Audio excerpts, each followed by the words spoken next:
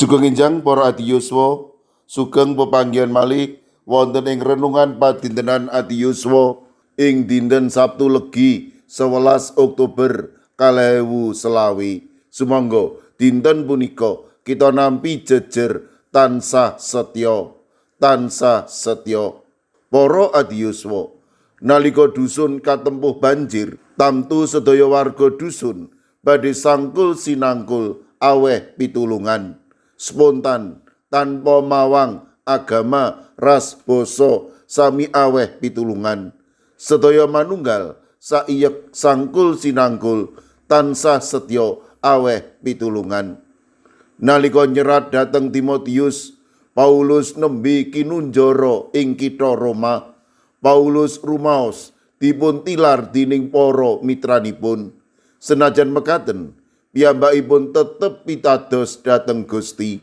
Kalih Timotius 1:12 ngendika, "Aku sumurup sapa kang dak andhelake sarta aku yakin yen panjenengane iku kuwaos rumeksa marang apa kang wis dipitayakake marang aku." Nalika ing pakunjaran wonten Onesiforus, satunggaling tiyang pitados saking Efesus, ingkang nuweni Paulus tanpa raos isin ningali kahananipun Rasul Paulus.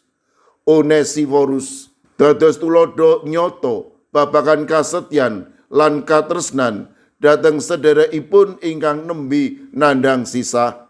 Onesiforus dados gambaran pasamuan ingkang saged nyengkuyung satunggal lan satunggalipun tanpa mrekawisaken bentenipun tradisi utawi identitas. Piyambakipun dados gambaran pasamuan ingkang setya boten namung dumateng Gusti nanging ugi dhateng sedherek nunggil paugeman. Para adi yuswa, ing jaman sapunika kathah mawerining gereja nanging sedaya kedah tansah setya atur paseksi ngladosi Gusti. Kita sami kautus kangge nindakaken semangat ekumenis ingkang nyata ing satengahing seserawungan kita. Kita saged nindakaken peladosan lintas gereja sarta makarya sinarengan tanpa sekat. Monggo kanthi setya dumateng Sang Kristus kita mangun paguyuban ingkang manunggal dados paseksi gesang lan mujudaken katresnan ing satengahing gesang sesarengan. Amin. Sumangga kita ndedonga. Matur nuwun Gusti, dinten punika paduka paring pepemut amri kawula tansah setya nindakaken timbalanipun paduka ing satengahing kawontenan ingkang marupi-rupi menika. Kawula pasrahaken monggo paduka ingkang berek kawula matemah kawula tansah setya nindakaken timbalan. Kawula pasrahaken para adi yuswa dalasan anak putu kawula ing pundiya papan paduka reksa, paduka berkahi lan paduka kemawon ingkang tansah maringi berkah-berkah wonten ing padintenanipun. Mirunggan kawula pasrahaken sederek kawula Bapak Kristianto utawi Tanto wonten ing Samban ingkang dasak mangke nembe nandhang sakit wonten ing RSU RSJ. Monggo Gusti paduka ingkang reksa lan paring pitulung matemah Bapak Kristianto menika ingkang nampi wetahing kesarasan.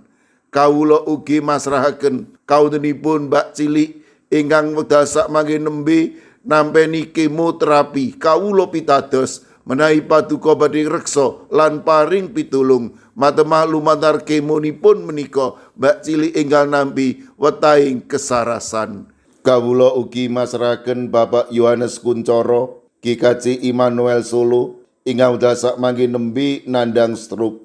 Monggo Gusti paduka ingkang paring kegiatan panglipur malakepara paduka kemawon ingkang maringi bagas kesarasan lumantar menapa kemawon. Kawula ugi masrahaken Bapak Joko Suranto ingkang dasak mangke ugi nembe nandhang sakit. Kawula pasrahaken warga GKJ Sragen Bapak Adi Sungkono, Ibu Astuti Purnaningsih. Monggo Gusti paduka ingkang melasi lan paring bagas kesarasan. Kawula pasrahaken Bapak Wijongko, Ibu Eni Rus Pramujiani, Ibu Katarina Indah wonten ing GKJ Sedayu ingkang ugi nembe nandhang sakit, lan kawula pasrahaken Bapak Sudiat ing GKJ Wedi. Kawula pasrahaken sedherek kawula ing GKJ Magelang, Bapak Wilin Jumairi, Bapak Mangku, Mbak Cilik, Bapak Budi Wikanto. Kawulipun sedherek kawula ing GKJ Antp Andum Tresno Agape Solo 3, kawula pasrahaken Ibu Jumini, Ibu Maria, Ibu Paini, Ibu Jumina, Bapak Kustam, Bapak Joko Wahyu Adi, Mbah Jan, Mbah Tuminem. Sedherek kawula wonten ing GKJ Ungaran, Bapak Hono Hadi Prasetyo, Bapak Resdiarto, Ibu Ratiningsih, Ibu Dewi Teguh, Ibu Kristini Sunaryo, Ibu Suhantini Hadiono, sedherek Dwi Putro, Ibu Sugito, Bapak Sembiring, Ibu Surisno, Ibu Munarti, lan Bapak Ibu Tugiman. Kawula pasrahaken sedherek kawula ing GKJ Krapyak, sedherek Setianti. Ing GKJ Wedi, kawula pasrahaken Bapak Paminto Saputro. Kawula pasrahaken sedherek kawula ing GKJ Micen, Ibu Purwaningsih Sunaryo, Ibu Elizabeth Indarwati, Bapak Bambang Setyo Margono, Bapak Moses Taji, Bapak Budiman Gultom. Mekaten ugi ing GKJ Banyumanik, Bapak Daniel Agus Suwarso, Ibu Arung Puji. Kawula pasrahaken Bapak Minto Taruno ing GKJ Pugeran. Kawula pasrahaken sedherek kawula ing GKJ Pamong Utomo Kalinegoro, Bapak Mardiono, Ibu Sri Windardi, Bapak Margono, lan Ibu Marsudi. Mekaten ugi ing GKJ Immanuel Solo, Ibu Helmi Saputro, Ibu Tugiani Sunarto, Ibu Tati. Ing GKJ Telepok, kawula pasrahaken Ibu Wiryo Sumarto. Mekaten ugi ing Wonocatur, Ibu Esti. Ing GKJ Purbo, Ibu Karyumi, Ibu Kusmini. Ing GKJ Tropodo Sidoarjo, kawula pasrahaken Ibu Sriti Astuti. Mekaten ugi ing GKJ Semarang Barat, Ibu Linistopo. Ing GKJ Tuban, Bapak Yohanes Mudadi. Ing GKJ Trangkil, Ibu Nanik Cahyono, Bapak Karyo, Bapak Ibu Toyo, lan Ibu Ngatini. Kawula pasrahaken ugi sedherek kawula ing GKJ Wonosobo, Bapak Lazarus Samijan, Bapak Yusuf Sunaryo, Ibu Endang Sarjono. Mekaten ugi ing Gondang Winangun, Ibu Lasiem.